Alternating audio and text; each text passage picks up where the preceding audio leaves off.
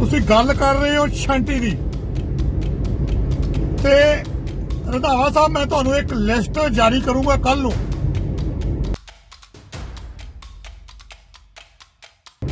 ਇਹ ਗੱਲ ਕਹੀ ਹੈ ਵੀ ਦਾਗੀ ਅਫਸਰ ਸਾਰੇ ਕੱਢ ਦੇਣੇ ਅਸੀਂ। ਉਦੋਂ ਮੈਨੂੰ ਇਹ ਜਵਾਬ ਦੇ ਦਿਓ ਵੀ ਉੱਪਰੋਂ ਥੱਲੇ ਨੂੰ ਕੱਢਣੇ ਜਾਂ ਥੱਲੇ ਤੋਂ ਉੱਪਰ ਨੂੰ। ਉਹ ਅਫਸਰ ਜਿਹੜੇ ਕਿ ਫੇਕ ਮੁਕਾਬਲਿਆਂ ਦੇ ਵਿੱਚ ਆਏ ਸੀ, ਜਿਨ੍ਹਾਂ ਨੇ ਸਿੱਖ ਨੌਜਵਾਨਾਂ ਦਾ ਘਾਣ ਕੀਤਾ ਸੀ। ਤੁਹਾਨੂੰ ਕੁਰਸੀਆਂ ਦੀ ਭੁੱਖ ਹੈ ਵੀ ਤੁਸੀਂ ਮੈਂ ਫਲਾਨਾ ਮੰਤਰੀ ਬਣ ਜਾ, ਮੇਰੇ ਥੱਲੇ ਫਲਾਨਾ ਆ ਜੇ।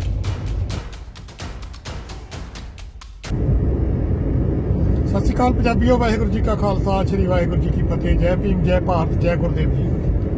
ਅੱਜ ਕਰਾਂਗੇ ਜੀ ਅਸੀਂ ਗੱਲ ਸਾਡੇ ਗ੍ਰਹਿ ਮੰਤਰੀ ਸਾਹਿਬ ਨਵੇਂ ਬਣੇ ਆ ਸੁਖਜਿੰਦਰ ਸਿੰਘ ਰੰਧਾਵਾ ਜੀ ਬਾਰੇ। ਰੰਧਾਵਾ ਸਾਹਿਬ ਜੀ ਨੂੰ ਕੁਐਸਚਨ ਕਰਾਂਗੇ, ਸਵਾਲ ਕਰਾਂਗੇ। ਰੰਧਾਵਾ ਜੀ 3 ਮਹੀਨਿਆਂ ਦਾ ਕਾਰਜਕਾਲ ਰਹਿੰਦਾ ਜੀ ਅਜੇ, ਤੇ ਮੈਂ ਮੇਰੇ ਕੁਐਸਚਨ ਆ ਜੀ ਤੁਹਾਨੂੰ। ਤੁਸੀਂ ਬੈਠਣ ਸਾਰ ਇਹ ਗੱਲ ਕਹੀ ਹੈ ਵੀ ਦਾਗੀ ਅਫਸਰ ਸਾਰੇ ਕੱਢ ਦੇਣੇ ਅਸੀਂ। ਪਹਿਲਾਂ ਤਾਂ ਰੰਧਾਵਾ ਸਾਹਿਬ ਤੁਹਾਨੂੰ ਪਤਾ ਹੋਣਾ ਚਾਹੀਦਾ, ਦਾਗੀ ਉਦੋਂ ਹੋਊਗਾ ਜਦੋਂ ਕੋਰਟ ਦਾਗੀ ਕਰਦੀ ਹੈ ਇਹਨਾਂ ਨੂੰ। ਅਪੀਲ ਪੈਂਡਿੰਗ ਤੱਕ ਤੁਸੀਂ ਕੋਈ ਡਿਸੀਜਨ ਨਹੀਂ ਲੈ ਸਕਦੇ। ਜੇਕਰ ਤੁਸੀਂ ਲੈ ਸਕਦੇ ਹੋ ਤਾਂ 32 ਪੁਲਿਸ ਅਫਸਰ ਤੁਹਾਡੇ ਕਾਰਜਕਾਲ ਤੋਂ, ਤੁਹਾਡੀ ਸਰਕਾਰ ਦੇ ਵਿੱਚ 32 ਅਫਸਰ ਇਹੋ ਜਿਹੇ ਹੈ ਜਿਹੜੇ ਕਿ ਨੌਕਰੀ ਕਰ ਰਹੇ। ਉਹਦੇ ਵਿੱਚ ਅਫਸਰ ਸਾਹਿਬ ਪੀਪੀਐਸ ਅਫਸਰ ਵੀ ਆਉਂਦੇ ਆ, ਉਹਨਾਂ ਨੂੰ ਅਜੇ ਤੱਕ ਤੁਸੀਂ ਕੱਢਿਆ ਨਹੀਂ। ਤੁਸੀਂ ਗੱਲ ਕਰ ਰਹੇ ਹੋ ਛਾਂਟੀ ਦੀ ਤੇ ਰੰਧਾਵਾ ਸਾਹਿਬ ਮੈਂ ਤੁਹਾਨੂੰ ਇੱਕ ਲਿਸਟ ਜਾਰੀ ਕਰੂੰਗਾ ਕੱਲ ਨੂੰ।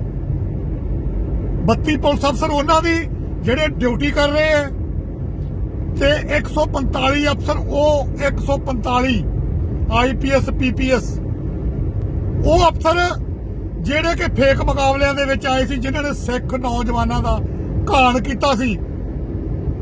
ਸਿੱਖ ਨੌਜਵਾਨਾਂ ਮਾਰੇ ਸੀ, ਸਿੱਖ ਨੌਜਵਾਨ ਸ਼ਹੀਦ ਕੀਤੇ ਸੀ।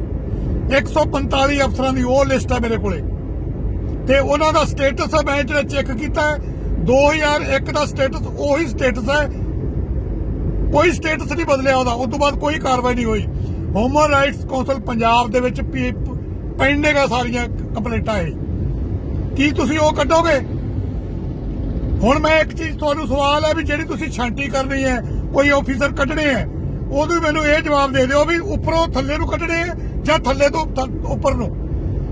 ਤੁਸੀਂ ਥੱਲੇ ਤੋਂ ਉੱਪਰ ਨੂੰ ਕੱਢੋਗੇ, ਤੁਹਾਡੀ ਸੂਈ ਟਿਕ ਜਾਣੀ ਹੈ ਜਾ ਕੇ ਥਾਣੇਦਾਰਾਂ ਤੱਕ, ਸਬ ਇੰਸਪੈਕਟਰਾਂ ਤੱਕ, ਇੰਸਪੈਕਟਰਾਂ ਤੱਕ। ਉਦੋਂ ਤਾਂ ਤੁਸੀਂ ਨਹੀਂ ਜਾਂਦੇ, ਇਹ ਕਲੀਅਰ ਹੈ।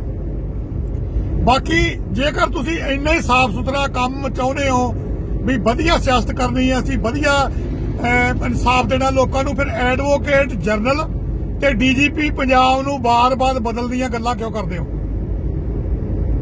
ਐਡਵੋਕੇਟ ਜਨਰਲ ਤੁਸੀਂ ਤਾਂ ਕਰ ਰਹੇ ਹੋ ਕਿ ਆਪ ਦੀ ਮਰਜ਼ੀ ਨਾਲ ਅਸੀਂ ਕੇਸਾਂ ਦੇ ਨਿਪਟਾਰੇ ਕਰਾਵਾਂਗੇ ਹਾਈ ਕੋਰਟ ਦੇ ਵਿੱਚ, ਤੇ ਡੀਜੀਪੀ ਤੁਸੀਂ ਤਾਂ ਚੇਂਜ ਕਰਾ ਰਹੇ ਹੋ ਕਿ ਆਪ ਦੀ ਮਰਜ਼ੀ ਨਾਲ ਛਾਂਟੀ ਕਰ ਲਾਂਗੇ, ਕੱਢ ਲਾਂਗੇ, ਪਾ ਲਾਂਗੇ। ਵੱਡਾ ਸਵਾਲ ਹੈ ਤੁਹਾਡੇ ਤੇ ਕਿ ਤੁਸੀਂ ਜਦੋਂ ਇਹਨਾਂ ਨੂੰ ਕੱਢੋਗੇ ਤੇ ਇਹ ਕੋਰਟਾਂ ਦੇ ਵਿੱਚੋਂ ਵਾਪਸ ਆਉਣਗੇ, ਕਿਉਂਕਿ ਪੀਲਾ ਪੈਂਡਿੰਗ ਹੈ। ਫਿਰ ਤੁਸੀਂ ਬਕਾਏ ਵੀ ਦਿਓਗੇ ਇਹਨਾਂ ਨੂੰ, ਤੇ ਪਹਿਲਾਂ ਹੀ ਨਾ ਕੱਢੋ ਇਹਨਾਂ ਨੂੰ। ਇੱਕ ਤੁਹਾਨੂੰ ਮੈਂ ਹੋਰ ਗੱਲ ਯਾਦ ਕਰਾ ਦਿੰਦਾ ਕਿ ਸੁਰੇਸ਼ ਅਰੋੜਾ ਜੀ ਡੀਜੀਪੀ ਰਹੇ ਆ ਪੰਜਾਬ ਦੇ ਅਕਾਲੀ ਦਲ ਦੀ ਸਰਕਾਰ 'ਚ, ਤੇ ਤੁਹਾਡੀ ਇੰਨੀ ਜ਼ਰੂਰਤ ਨਹੀਂ ਸੀ, ਤੁਸੀਂ ਆਪ ਦੀ ਸਰਕਾਰ ਦੇ ਵਿੱਚ ਡੀਜੀਪੀ ਲਾਈ ਰੱਖਿਆ ਉਹਨਾਂ ਨੂੰ। ਉਦੋਂ ਤੁਹਾਡੀ ਪਾਵਰ ਕਿੱਥੇ ਗਈ ਸੀ? ਉਦੋਂ ਤੁਸੀਂ ਕਿਉਂ ਨਾ ਦਬਾਅ ਪਾਇਆ ਵੀ ਇਹ ਅਕਾਲੀ ਦਲ ਦੀ ਸਰਕਾਰ ਦੇ ਵਿੱਚ ਡੀਜੀਪੀ ਉਹਨਾਂ ਦਾ ਹੈ ਤੇ ਅਸੀਂ ਬਦਲਣਾ ਹੈ? ਉਦੋਂ ਕਿਉਂ ਨਾ ਬਦਲਾਇਆ? ਇਹ ਵੀ ਵੱਡਾ ਸਵਾਲ ਹੈ। ਫਿਰ ਚਲੋ ਜਦੋਂ ਦਿਨਕਰ ਗੁਪਤਾ ਜੀ ਲਾਏ, ਦਿਨਕਰ ਗੁਪਤਾ ਜੀ ਜਦੋਂ ਲਾਏ ਤੇ ਮੁਹੰਮਦ ਮੁਸਤਫਾ ਜੀ ਦਾ ਬਣਦਾ ਸੀ, ਟਾਈਮ ਬਣਦਾ ਸੀ ਮੁਹੰਮਦ ਮੁਸਤਫਾ ਜੀ ਨੂੰ ਕਿਉਂ ਨਹੀਂ ਲਾਇਆ? ਕਿਉਂਕਿ ਮੁਹੰਮਦ ਮੁਸਤਫਾ ਜੀ ਇਹੋ ਜਿਹੇ ਅਫਸਰ ਨੇ ਜਿਹੜੇ ਕਿ ਨਾ ਮੰਨੂ ਵਾਲੇ ਆ, ਉਹ ਮੰਨਦੇ ਨਹੀਂ। ਇਸ ਕਰਕੇ ਤੁਸੀਂ ਮੁਹੰਮਦ ਮੁਸਤਫਾ ਜੀ ਨੂੰ ਨਹੀਂ ਲੱਗਣ ਦਿੱਤਾ। ਹਾਲਾਂਕਿ ਉਹਨਾਂ ਦੇ ਜਿਹੜੇ ਵਾਈਫ ਸੀ ਉਹ ਪੰਜਾਬ ਸਰਕਾਰ ਦੇ ਵਿੱਚ ਮੰਤਰੀ ਸੀ, ਫਿਰ ਵੀ ਨਹੀਂ ਤੁਸੀਂ ਲੱਗਣ ਦਿੱਤਾ ਉਹਨਾਂ ਨੂੰ। ਕਿਉਂ? ਇਹ ਵੱਡੇ ਸਵਾਲ ਹੈ ਜੀ, ਇਹ ਬਹੁਤ ਵੱਡੇ ਸਵਾਲ ਹੈ, ਇਹ ਛੋਟੇ ਸਵਾਲ ਨਹੀਂ। ਤੇ ਕੱਢਣ ਦੀਆਂ ਗੱਲਾਂ ਕਰਦੇ ਹੋ ਤੁਸੀਂ। ਉਸ ਤੋਂ ਬਾਅਦ ਦਿਨਕਰ ਗੁਪਤਾ ਜੀ ਜਦੋਂ ਜਾਂਦੇ ਰਹੇ ਬਦਲਤੇ ਤੇ ਉਸ ਤੋਂ ਬਾਅਦ ਮੁਸਤਫਾ ਜੀ ਚਲੋ ਠੀਕ ਹੈ ਕੋਈ ਕਾਰਨ ਹੋਣਾ ਤੇ ਤੁਸੀਂ ਮੁਸਤਫਾ ਜੀ ਨੂੰ ਲਵਾ ਸਕੇ ਮੁਹੰਮਦ ਮੁਸਤਫਾ ਜੀ ਉਹਨਾਂ ਨੂੰ ਕਿਉਂ ਨਹੀਂ ਲਵਾ ਸਕੇ ਤੁਸੀਂ ਉਹਨਾਂ ਦੀ ਟਰਨ ਬਣਦੀ ਸੀਗੀ ਪਰ ਤੁਸੀਂ ਸੈਂਟਰ ਦੇ ਵਿੱਚ ਜਾ ਕੇ ਸਾਰੀ ਕਾਲਾ ਵਾਲਾ ਕਰਕੇ ਤੇ ਗੁਪਤਾ ਜੀ ਨੇ ਲਵਾ ਲਿਆ ਗੁਪਤਾ ਜੀ ਕੀ ਕਰਕੇ ਗਏ ਗੁਪਤਾ ਜੀ ਨੇ ਕਿਸੇ ਦਾ ਸਵਾਰਿਆ ਨਹੀਂ ਤੇ ਕਿਸੇ ਦਾ ਵਿਗਾੜਿਆ ਨਹੀਂ ਹੋਮਿਓਪੈਥਿਕ ਦੀ ਗੋਲੀ ਬਣ ਕੇ ਗਏ ਆ ਉਹ ਤੁਸੀਂ ਕਹਿੰਦੇ ਹੋ ਵੀ ਪੰਜਾਬ ਦੇ ਵਿੱਚੋਂ ਮੈਂ ਕਰਪਸ਼ਨ ਖਤਮ ਕਰਨੀ ਹੈ ਦਾਗੀ ਸਾਰੇ ਕੱਢ ਦੇਣੇ ਆ ਤੁਹਾਨੂੰ ਮੈਂ ਯਾਦ ਕਰਾ ਦਿੰਦਾ ਤੁਸੀਂ ਹੁਣ ਗ੍ਰਹਿ ਮੰਤਰੀ ਹੋ ਤੁਹਾਡੇ ਕੋਲੇ ਵੀ ਹੁਣ ਜੇਲ੍ਹਾਂ ਦਾ ਵਿਭਾਗ ਹੈ ਜੇਲ੍ਹ ਮੰਤਰੀ ਜਿਹੜੇ ਡੀਜੀਪੀ ਸਾਹਿਬ ਤੁਹਾਡੇ ਅੰਡਰ ਹੈ ਤੇ ਤੁਸੀਂ ਜਦੋਂ ਜੇਲ੍ਹਾਂ ਦੇ ਮੰਤਰੀ ਰਹੇ ਹੋ ਤੇ ਕਿਹੜੀ ਜੇਲ੍ਹ ਦੇ ਵਿੱਚ ਕੋਈ ਨਸ਼ਾ ਬੰਦ ਹੋ ਗਿਆ ਸੀ ਕਿਹੜੀ ਜੇਲ੍ਹ ਦੇ ਵਿੱਚੋਂ ਲਾਈਵ ਦੇ ਬੰਦ ਹੋਏ ਸੀ ਸ਼ਰੇਆਮ ਲੋਕ ਮੋਬਾਈਲਾਂ ਦੇ ਉੱਤੇ ਲਾਈਵ ਕਰਦੇ ਸੀ ਜੇਲ੍ਹਾਂ ਦੇ ਵਿੱਚੋਂ ਤੇ ਲੜਾਈਆਂ ਹੋਈਆਂ ਬ੍ਰੇਕਅਪ ਹੋਏ ਜੇਲ੍ਹਾਂ ਦੇ ਵਿੱਚੋਂ ਵੱਡੇ ਵੱਡੇ ਕ੍ਰਿਮੀਨਲ ਬੰਦੇ ਭੱਜੇ ਉਹ ਤੁਹਾਡੇ ਸਰਕਾਰ ਤੁਹਾਡੇ ਟਾਈਮ ਦੇ ਵਿੱਚ ਫਿਰ ਤੁਸੀਂ ਕਿਵੇਂ ਕਹਿ ਦਿਓਗੇ ਵੀ ਅਸੀਂ ਇੱਥੋਂ ਹੁਣ ਸਾਫ਼ ਕਰ ਲਾਂਗੇ ਜਦੋਂ ਤੁਹਾਤੋਂ ਪਹਿਲਾਂ ਕੁਝ ਨਹੀਂ ਸਾਫ਼ ਹੋਇਆ ਹੁਣ ਤੁਸੀਂ ਕਿਵੇਂ ਸਾਫ਼ ਕਰ ਦਿਓਗੇ ਆਪਦੇ ਮੰਤਰੀ ਮੰਡਲ ਵਿੱਚ ਵੀ ਝਾਤ ਮਾਰ ਲਓ ਇਹਦੇ ਵਿੱਚ ਵੀ ਦਾਗੀ ਬਹੁਤ ਬੈਠੇ ਆ ਕੀ ਮੰਤਰੀ ਮੰਡਲ ਦੇ ਵਿੱਚੋਂ ਜਿਹੜੇ ਮੰਤਰੀ ਐਮਐਲਏ ਸਾਹਿਬ ਹਨ ਜਿਹੜੇ ਦਾਗੀ ਹੈ ਕੱਢੋਗੇ ਕੱਢ ਦਿਓਗੇ ਤੁਸੀਂ ਉਹਨਾਂ ਨੂੰ ਤਾਂ ਤੁਸੀਂ ਮੰਤਰੀ ਬਣਾਈ ਬੈਠੇ ਹੋ ਜਿਨ੍ਹਾਂ ਦੇ ਉੱਤੇ ਵੱਡੇ ਵੱਡੇ ਐਲੀਗੇਸ਼ਨ ਹੈ ਇਸ ਕਰਕੇ 2022 ਵਾਲਾ ਇਲੈਕਸ਼ਨ ਦੀ ਜਿਹੜੀ ਤੁਸੀਂ ਪ੍ਰੋਗਰਾਮ ਬਣਾ ਰਹੇ ਹੋ ਉਹਦੀ ਨਵੀਂ ਸਰਕਾਰ ਦੀ ਸਿਰਜਣਾ ਕਰੋ ਵੀ ਦੁਬਾਰਾ ਚੰਨੀ ਸਾਹਿਬ ਫੇਰ ਮੁੱਖ ਮੰਤਰੀ ਬਣ ਜਾਣ ਲੋਕ ਬੜੇ ਖੁਸ਼ ਆ ਮੰਤਰੀ ਸਾਹਿਬ ਵਾਸਤੇ ਸੀਐਮ ਸਾਹਿਬ ਤੇ ਕਿ ਵਧੀਆ ਕੰਮ ਕਰ ਰਹੇ ਆ ਵਧੀਆ ਫੈਸਲੇ ਕਰ ਰਹੇ ਆ ਤੇ ਮੈਨੂੰ ਨਹੀਂ ਲੱਗਦਾ ਵੀ ਤੁਸੀਂ ਜਿਹੜੇ 2-4 ਬੰਦੇ ਇਰਦ ਗਿਰਦ ਘੁੰਮਦੇ ਹੋ ਇਹਨਾਂ ਨੂੰ ਸਹੀ ਦਿਸ਼ਾ ਵਿੱਚ ਲੈ ਕੇ ਜਾਓਗੇ ਨਹੀਂ ਲਿਜਾ ਸਕਦੇ ਤੁਹਾਨੂੰ ਕੁਰਸੀਆਂ ਦੀ ਭੁੱਖ ਹੈ ਵੀ ਤੁਸੀਂ ਮੈਂ ਫਲਾਣਾ ਮੰਤਰੀ ਬਣ ਜਾ ਮੇਰੇ ਥੱਲੇ ਫਲਾਣਾ ਆ ਜੇ ਪਹਿਲਾਂ ਤਾਂ ਡੀਜੀਪੀ ਤੇ ਐਡਵੋਕੇਟ ਜਨਰਲ ਤੇ ਤੁਹਾਡੀ ਨੀਤ ਸਾਫ਼ ਨਹੀਂ ਚੱਲਣ ਦੇ ਜੇ ਸਹੀ ਪ੍ਰਸ਼ਾਸਨ ਦੇਣਾ ਡੀਜੀਪੀ ਤੁਹਾਡੇ ਥੱਲੇ ਹੈ ਤੁਸੀਂ ਉਹ ਤੋਂ ਕੰਮ ਕਰਾਓ ਬਾਰ-ਬਾਰ ਬਦਲਦੀਆਂ ਕਿਉਂ ਗੱਲਾਂ ਕਰਦੇ ਹੋ ਕਿ ਹੁਣ ਇੱਕ ਐਸਸੀ ਭਾਈਚਾਰੇ ਦਾ ਡੀਜੀਪੀ ਬਹਿ ਗਿਆ ਤਾਂ ਕਰਕੇ ਤੁਸੀਂ ਕਰ ਰਹੇ ਹੋ ਕਿਉਂਕਿ ਸੀਐਮ ਸਾਹਿਬ ਵੀ ਐਸਸੀ ਸੰਬੰਧਤ ਹੈ ਭਾਈਚਾਰੇ ਨਾਲ ਤੇ ਡੀਜੀਪੀ ਸਾਹਿਬ ਵੀ ਹੈ ਇਸ ਕਰਕੇ ਇਹੋ ਜਿਹੀਆਂ ਗੱਲਾਂ ਸ਼ੋਭਾ ਨਹੀਂ ਦਿੰਦੀਆਂ ਮੰਤਰੀ ਸਾਹਿਬ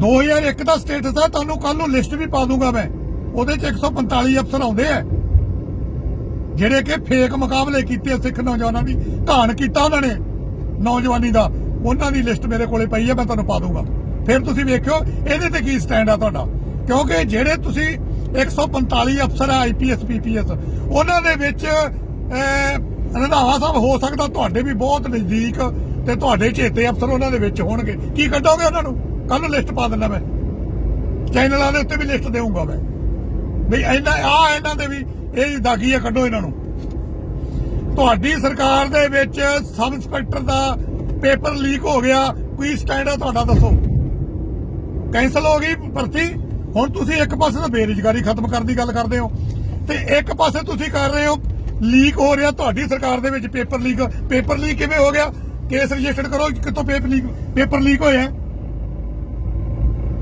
ਚਲੋ ਇਹ ਫੈਸਲਾ ਤੁਹਾਡਾ ਠੀਕ ਹੈ ਸੀਐਮ ਸਾਹਿਬ ਦਾ ਤੁਹਾਡਾ ਫੈਸਲਾ ਠੀਕ ਹੈ ਕਿ ਜਿਹੜੇ 2 ਸਾਲ ਜਿਨ੍ਹਾਂ ਨੇ ਲਏ ਹੋਏ ਆ ਉਹਨਾਂ ਨੂੰ ਅਸੀਂ ਕੱਢ ਰਹੇ ਹਾਂ ਚਲੋ ਇਹ ਵਧੀਆ ਫੈਸਲਾ ਹੈ ਕਿਉਂਕਿ ਉਹਨਾਂ ਦੀ ਉਮਰ ਵੀ ਹੋ ਚੁੱਕੀ ਹੈ ਤੇ ਜਿਹੜੇ ਤੁਸੀਂ ਕੱਢੋਗੇ ਆਪਣੇ ਜਿਹਨਾਂ ਨੂੰ ਰਿਟਾਇਰਮੈਂਟ ਦਿਓਗੇ ਉਹਨਾਂ ਦੀ ਥਾਂ ਤੇ ਕਿਉਂਕਿ ਜੇ 80,000 ਰੁਪਏ ਤਨਖਾਹ ਲੈਂਦੇ ਆ ਤੇ ਉਹਦੇ ਵਿੱਚੋਂ 7 ਜਾਂ 8 ਤੁਸੀਂ ਕਰਮਚਾਰੀ ਨਵੇਂ ਭਰਤੀ ਕਰ ਸਕਦੇ ਹੋ ਇਹਦੇ ਚ ਬੇਰੁਜ਼ਗਾਰੀ ਖਤਮ ਹੋਊਗੀ ਇਸ ਕਰਕੇ ਬਹੁਤ ਵੱਡੇ ਤੁਹਾਨੂੰ ਗਾਂ ਚੀਜ਼ਾਂ ਦੱਸੂਗਾ ਵੀ ਕੀ ਕਿੱਥੇ ਬਦਲਣ ਵਾਲਾ ਹੈ ਬੇਰੁਜ਼ਗਾਰੀ ਇੱਕ ਪਾਸੇ ਗੱਲਾਂ ਕਰਦੇ ਹੋ ਇੱਕ ਪਾਸੇ ਤੁਸੀਂ ਲੋਕਾਂ ਦੇ ਚੁੱਲ੍ਹੇ ਬੰਦ ਕਰਨ ਤੇ ਹੋਏ ਹੁਣ ਚੁੱਲ੍ਹੇ ਬੰਦ ਨਾ ਹੋਣਗੇ ਜਿਹੜੇ ਅਫਸਰਾਂ ਨੂੰ ਤੁਸੀਂ ਕੱਢੋਗੇ ਜਿਹੜੇ ਆ ਕਰਮਚਾਰੀਆਂ ਨੂੰ ਕੱਢੋ ਉਹਨਾਂ ਦੇ ਚੁੱਲ੍ਹੇ ਬੰਦ ਹੋਣਗੇ ਨਵੀਂ ਸਰਕਾਰ ਦੀ ਸਿਰਜਣਾ ਕਰੋ 2022 ਦੇ ਵਿੱਚ ਲੋਕ ਤਿਆਰ ਬੈਠੇ ਆ ਕਿ ਚੰਨੀ ਸਾਹਿਬ ਨੂੰ ਦੁਬਾਰਾ ਅਸੀਂ ਮੁੱਖ ਮੰਤਰੀ ਵੇਖੀਏ ਤੇ ਮੇਰੀ ਹੱਥ ਜੋੜ ਕੇ ਅਪੀਲ ਹੈ ਚਰਨਜੀਤ ਸਿੰਘ ਚੰਨੀ ਮੁੱਖ ਮੰਤਰੀ ਪੰਜਾਬ ਸਾਡੇ ਸਤਿਕਾਰਯੋਗ ਹੈ ਐਸੀ ਭਾਈਚਾਰੇ ਨਾਲ ਸੰਬੰਧਤ ਆ ਸਾਡੇ ਨਾਲ ਉਹਨਾਂ ਨੂੰ ਵੀ ਮੇਰੀ ਹੱਥ ਜੋੜ ਕੇ ਅਪੀਲ ਹੈ ਕਿ ਰੰਧਾਵਾ ਸਾਹਿਬ ਨੂੰ ਥੋੜਾ ਜਿਹਾ ਉਹਨਾਂ ਨਾਲ ਗੱਲ ਕਰਕੇ ਰੰਧਾਵਾ ਸਾਹਿਬ ਨੂੰ ਕਹੋ ਵੀ ਇਸ ਤਰ੍ਹਾਂ ਨਹੀਂ ਕੰਮ ਚੱਲਣਾ। ਤੁਸੀਂ ਤਾਂ ਸਾਰਾ ਅਪਸੈਟ ਕੰਮ ਕਰਦੇ ਹੋਗੇ। ਇਹ ਵੱਡੇ ਵੱਡੇ ਐਲੀਗੇਸ਼ਨ ਹੈ ਜੀ, ਜਿਹਦੇ ਕਾ ਗਾਹ ਤੇ ਲੈ ਕੇ ਆਉਂਗਾ ਮੈਂ ਅਗਲੀਆਂ ਵੀਡੀਓ ਦੇ ਵਿੱਚ। ਪੇਪਰ ਲੀਕ ਹੋ ਜਾਣਾ ਬਹੁਤ ਵੱਡੀ ਗੱਲ ਹੈ। ਇੱਕ ਸਬ ਇੰਸਪੈਕਟਰ ਦਾ ਪੇਪਰ ਲੀਕ ਹੋਇਆ, 3 ਮਹੀਨੇ ਤੁਹਾਡੇ ਕੋਲੇ ਰਹਿ ਗਏ ਆ, ਚੋਣ ਜਾਬਤਾ ਲੱਗ ਜਾਣਾ। ਅੱਗੇ ਤੁਸੀਂ ਭਰਤੀ ਨਹੀਂ ਕਰ ਸਕਦੇ, ਕੋਈ ਪ੍ਰੋਸੈਸ ਨਹੀਂ ਤੁਹਾਤੋਂ ਭਰਤੀ ਦਾ ਹੋਇਆ। ਪੇਪਰ ਜ਼ਰੂਰ ਕਰੀ ਜਾਂਦੇ ਹੋ, ਅੱਗੇ ਭਰਤੀ ਹੋਣੀ ਹੈ, ਭਰਤੀ ਦਾ ਟਾਈਮ ਹੈ। 5-6 ਮਹੀਨੇ ਤੁਹਾਡੇ ਭਰਤੀ ਹੋਣ ਤੇ ਲੱਗ ਜਾਣੇ। ਐਵੇਂ ਡਰਾਮੇਬਾਜ਼ੀ ਨਾ ਕਰੋ।